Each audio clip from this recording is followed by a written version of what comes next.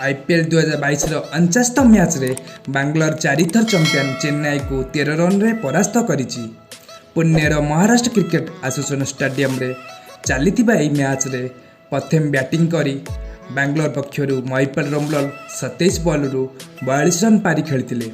सेहीपरि अधिनायक Faf du place 38 run करथिले, Virat Kohli 30 run करथिले, Dinesh Karthik 26 run करथिले एवं रजत पाटीदार 21 रन करथिले। बांग्लोर निर्धारित ओवर रे 8 विकेट हराई 173 रन संग्रह करथिला। एही मैच रे 174 रन रो विजय लक्ष्य को पीछा करी चेन्नई पक्षरु डी कन्वे सर्वाधिक 56 रन करथिले। मोइन अली 34 रन करथिले एवं ऋतुराज गायकवाड़ 28 रन स्कोर करथिले। चेन्नई निर्धारित ओवर रे 8 विकेट हराई 160 रन करि पारिथिला। चेन्नई पक्षरु महेश दीक्षित सर्वाधिक 3 विकेट नेइथिले, किंतु दल मैच जीति पार नथिला। आईपीएल 11टी मैच खेली बांग्लोर 6टी विजय हासिल करिछि एवं चेन्नई 10टी मैच खेली 3टी विजय हासिल करिछि।